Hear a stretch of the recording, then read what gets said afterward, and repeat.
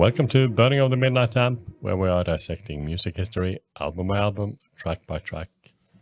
And we have today come to the 6th track on the Blade Runner album by Vangelis, One More Kiss There.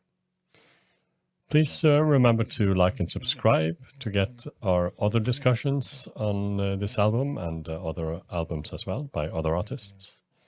We have a podcast where we are discussing this and other albums at length, the recording process, how it connects to the movie, and so on. And we have a Patreon channel where we have the full podcast filmed and where you can join us listening to the album from start to end. My name is Frode. My name is Chris. My name is Eivind. And by that, we're just going to jump straight into One More Kiss There. One more kiss, dear. One more sigh. Only this, dear, is goodbye. For our love is such pain and such pleasure that I'll treasure till I die. So for now, dear, au revoir, ma belle. But I vow, dear, not farewell.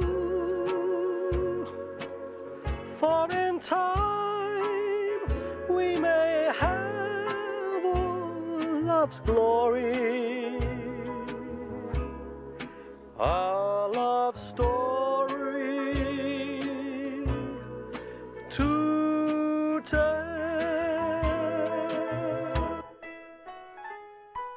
Just as every autumn leaves fall from the trees, tumble to the ground and die, so in the springtime, like sweet memories, they will return as will I, like the sun, dear, up on high, will return, dear, to the sky, and will banish the pain and the sorrow until tomorrow. Goodbye.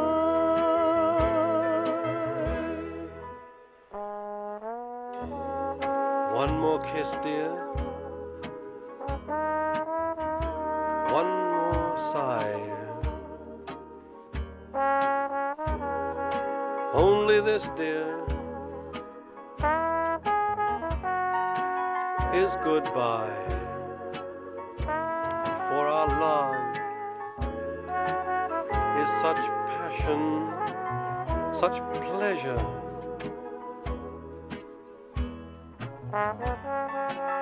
I will treasure until I die, like the sun, dear, upon high, will return, dear, to the sky, and will banish the pain and the sorrow until tomorrow. Goodbye.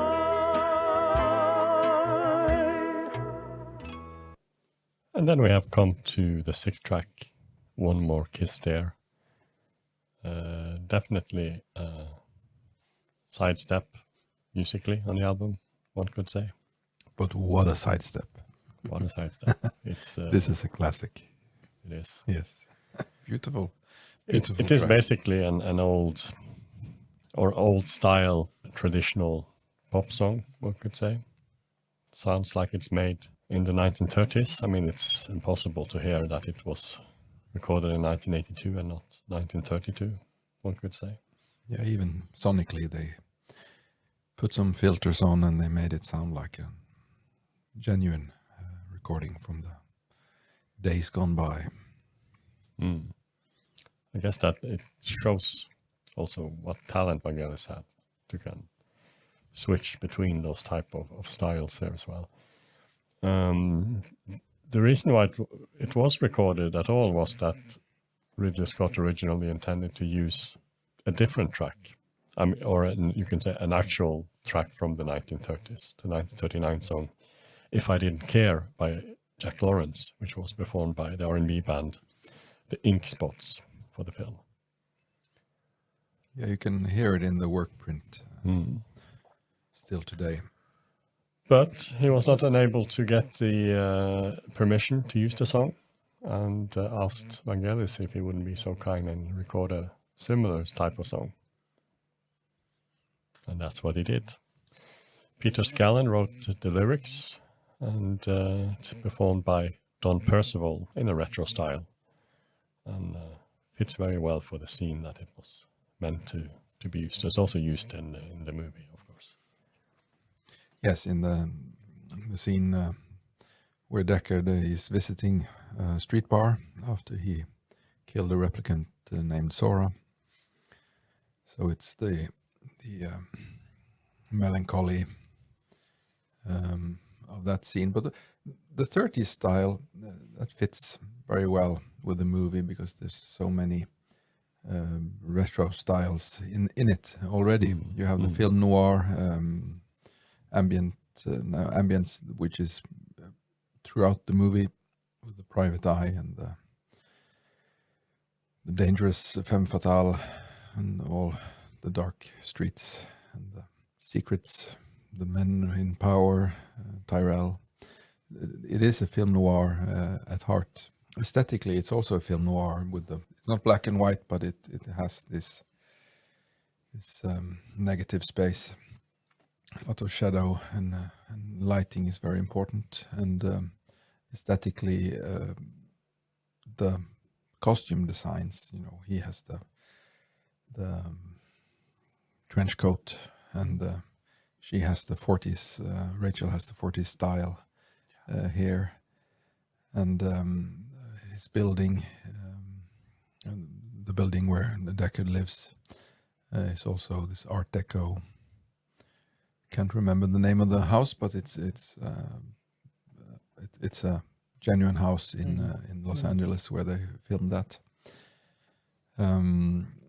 So you have a lot of Art Deco, film noir, 30s elements of the movie. So putting a song from that period onto the soundtrack, it feels completely right.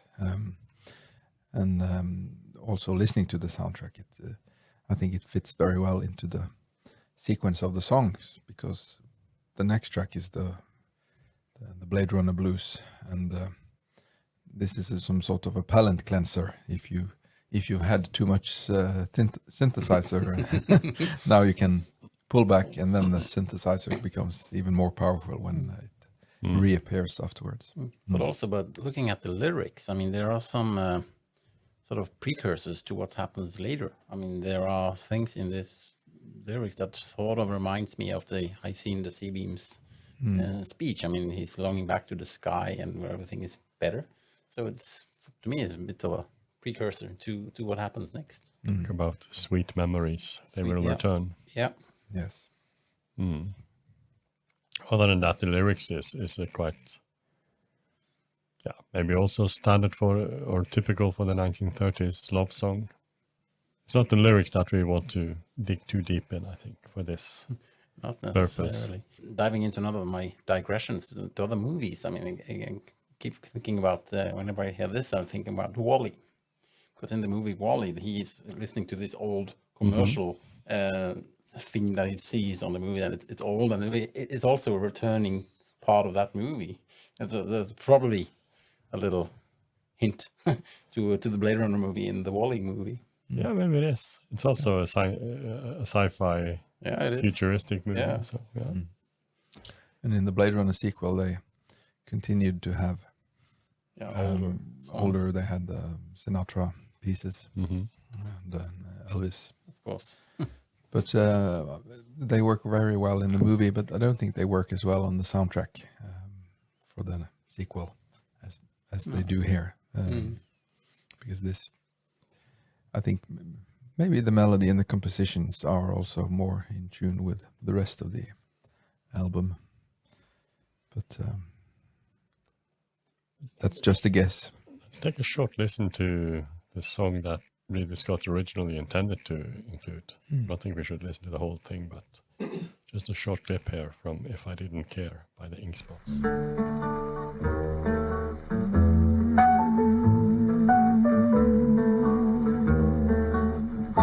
If I didn't care more than words can say, if I didn't care, would I feel this way? If this isn't love, then why do I thrill? And what makes my head go round and round while my heart stands still? If I didn't care. Yeah, you can definitely hear the inspiration for One More Kiss there. Absolutely. Yeah, they are And twins. I come to think of another movie reference. Actually, the fact that they went through all this process to make a new song to sound like it's an old song. It's actually been done in another movie, by the way, called Wag the Dog, where they get Willie Nelson to play a song for a sort of a war theme, and where they actually put it into their national archives, and they suddenly discover this old song, and they make it as the tune for the I think it's the Old Boot. That's the song name of the song, and it sort of represents the soldier that's been missing in action, kind of thing. So it's been done before, or after, more or less, in the movies. Yeah. But when the work print was released on DVD, the song is there. So if you want to view the scene without the ink spots, without the One More Kiss there, but with If I Didn't Care, then that option is available for you.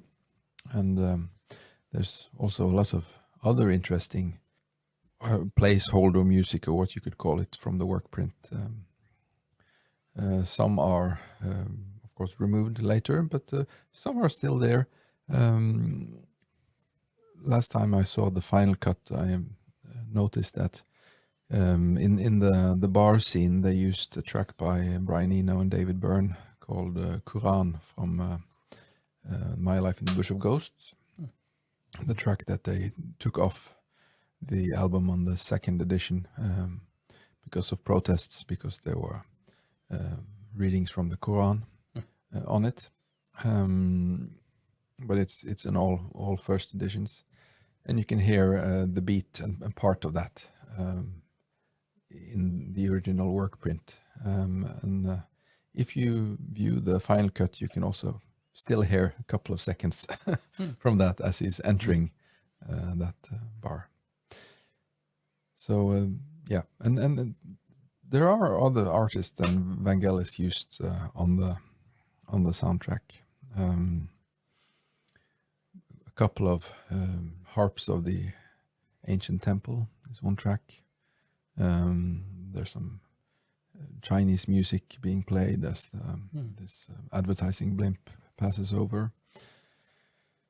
But they're mostly just short snippets.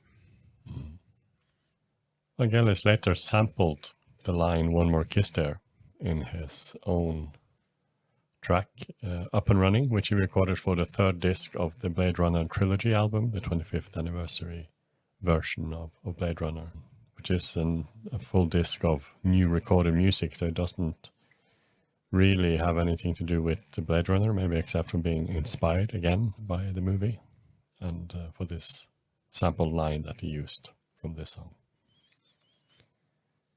That will take us to the next track on the album, which is Blade Runner Blues, which we will do in the next episode.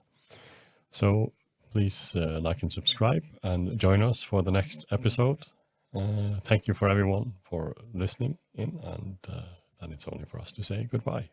Goodbye. Goodbye.